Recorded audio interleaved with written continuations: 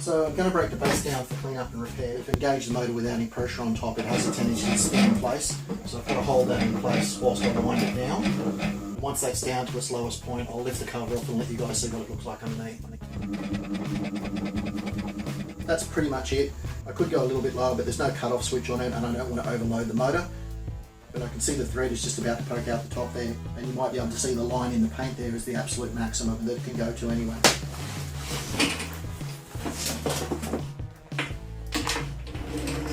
So here's the bit that you don't normally get to see. That's the big piece of metal checker plate that acts as the underbase and the counterbalance for the weight of it.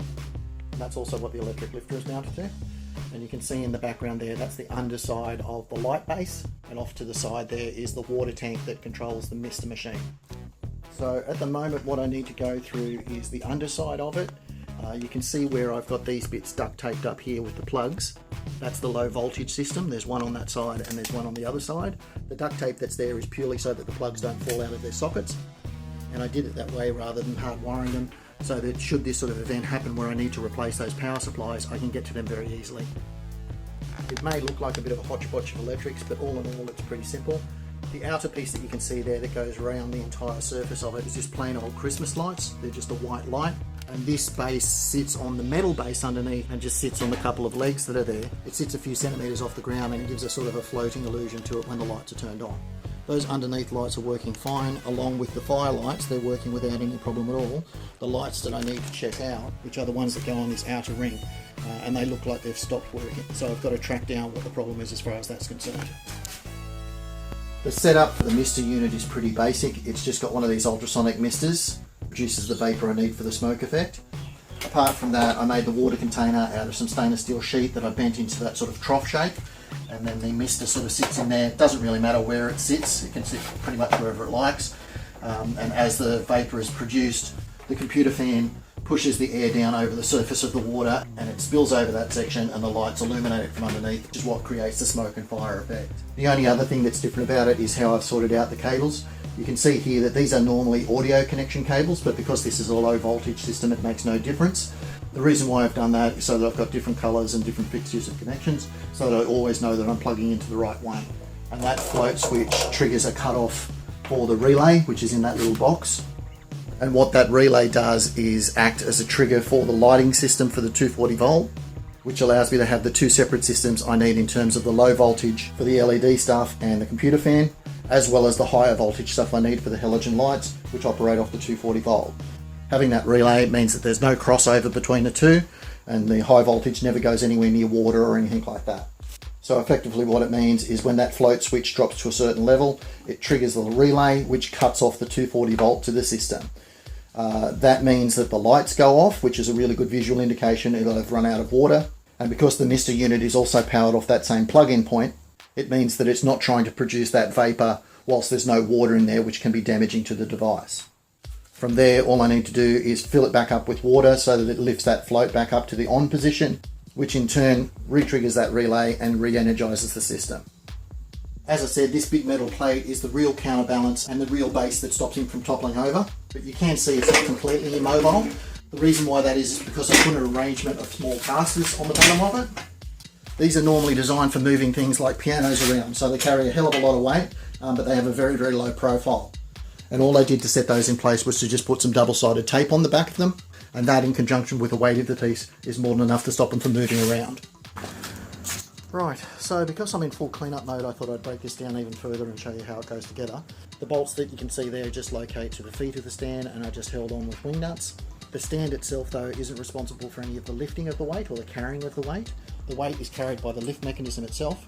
You can see that the motor has a locator section that sits in there, and then a lock bolt holds that in place, and that's what carries the physical weight of the Terminator. The stand is purely to stop it from moving left to right so that it doesn't topple over. So I've got the lights turned on there now so you can see how they're working. So from that relay box that I was talking about, you can see where it runs up here to a couple of different switches. One switch is for the light ring section that you can see working there at the moment, and the other switch controls the fire effect. So that means you can have it set up in such a way that the fire is only working when you want it to be, or the light ring operational with the fire, or just the light ring on its own. So the bit that doesn't seem to be working at the moment is this piece. This is the control box for the multicolour LED lights that go around the top part of it. and that's the remote that normally controls them, and at the moment I've got lots of nothing happening. The infrared sensor that controls what colour you select goes through the base there and comes out the top, and then you can sort of pick whichever colour you want to have. So really what we've got to do is break it down and see what's not working. Is it the connection, is it the control box, or what's going on? And in anticipation of it actually being the light strip as being the problem, I ordered myself another set of them just in case. And it's a bit of a good news, bad news situation in that I was right and the light strip is what was faulty with it, which means all of this wiring doesn't need to be replaced. The bad news is that I do have to go through and replace that outer light ring itself. So just to show you, we've got the colours that we can go through. Blue, the green and the red, and then any combination thereof along with flashing effects and all that sort of stuff.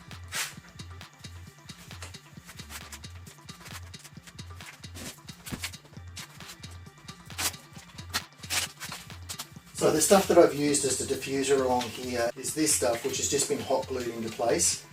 What it really is type of hosing that they use in offices to hide electrical cables in it. So given that that's pretty dirty and dusty, and it's sort of torn in a couple of places anyway, I'll end up replacing that when I put the new lights in.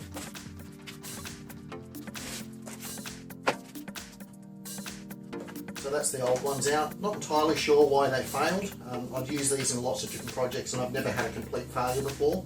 I have had circumstances where certain sections of the lights go out before, which is one of the reasons why I double them up like this, to make sure that there's a chance for overlap. But nonetheless, it's come out relatively easily, so it's time to get the new one in. So I'm going to turn the power back on and work on this as I reinstall it. It's a low voltage system, so there's no risk in me handling it as I do this. A quick modification too is where the switches are. I've done kind of too good a job in terms of hiding them there. They're very hard to find sometimes, so I've just cut a little flap into where the switches are so I can sort of stick my fingers in there and turn them on and off. And that sort of sits back flush anyway. It still remains hidden, so that's going to make my life easier as well. Alright, so that's basically it. This double-sided tape stuff that it comes with, it's not real crash hot in terms of holding things in place, but with the diffuser piece that goes over the top of it, that sort of finishes it off pretty well. I'll probably put a couple of blobs of hot glue down in a couple of strategic locations just to make sure that it's not moving around or overlapping like it just did there. But for the most part, that's the principle behind installing the lights. Bed goes up, bed goes down. I highly recommend working with it in such a way that you can test it as you go. There's nothing worse than trying to finish off these jobs just to flip the switch and find out that nothing's working. So the lights I've used to produce the smoke and fire effect are a 12 volt halogen globe. They're a yellow light and they have a protective lens cover on them. The reason why I've picked those ones is that they're more commonly used as an exterior light for in around ponds and things like that where they're completely sealed up from the environment, so that's the ones I've gone for. Each of them are independently powered from the underside, and you can see how I've got them set up there in sort of like a daisy chain arrangement. The idea behind that is that should any one of those power supplies fail or the globe itself fails, the rest of the lights would continue operating. I've got this stuff that I'm using as the diffuser on order. It hasn't arrived yet. Apart from that, control does the on and off again as far as the lighting is concerned. And based on that control, as I said, you can go through the different lighting arrangements that you want as well. So now that I know that that's all working okay, I thought I'd show you how the water arrangement fits into it. So after giving these globes a bit of a clean up, there was one of them that just wasn't working at all. Initially I thought it was the bulb itself, so I did buy a replacement for it, but found that that didn't fix it either. And as it turns out, it was one of the 12 volt power supplies, but you can't guess which one. Yeah, I had to get a different colour one, different brand, but it performs exactly the same function, so there's no issues as far as that's concerned, and that's fixed the problem. And now all the fire lights are lighting up properly as well. The connecting terminals that I'm using are the screw-in type that screw down onto the bulb and hold the bulb in place, rather than the ones that just push into place. It just means that I need to get a little screwdriver to remove those bulbs if I ever need to.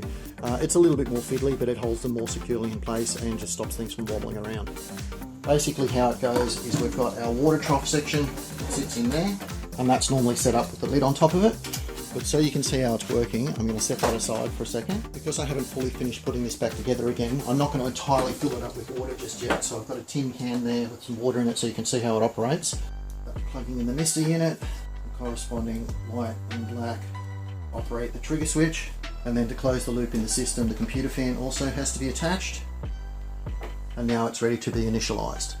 Now, once the water lifts the float to the correct level, it initiates the system and it starts producing the vapor. Now normally this is full of water and it starts spilling out across the lights pretty quickly. The computer fan is really what pushes it out across the top of the lights, and then the heat of the lights is what creates that fire and smoke effect so realistically. I've had a number of people ask me whether it could be done with an LED system, and it could. And if you were going to set it up with a purely LED system, the major difference you'd have to do is probably add a couple more computer fans underneath the lights so that it gives you that upflow of air as well. The other reason why I like the warmth from the lights is it does vaporize the mist off, which means even though this is water vapor that's coming off here, it doesn't leave any of the surfaces wet. I think if you had the colder LED lights with fans underneath, you may get some condensation around the surface of it. Not that that would necessarily matter, it's just not the effect that I was going for. Before I fully close this up and reassemble it again, I thought I'd show you how it's working with the computer fan going. That's the cover piece that normally finishes it off. The hose piece that you can see there sort of tucks into it and has the hole in the top where I can just put a funnel on there so to top up the water without having to disassemble the whole thing. And at the moment that's only operating off that little tin can of water that I showed you there a second ago, but I think that gives you a pretty good idea of how it should look. For anyone who was interested, I hope this has explained it in a bit more greater detail for you. If you have any other questions or you'd like to know more about how the setup works, then feel free to leave a comment in the comment section or drop me an email. Don't forget to check out the website for extra content as well, guys, but that'll be the update for this time. Thanks for watching. Talk to you next time.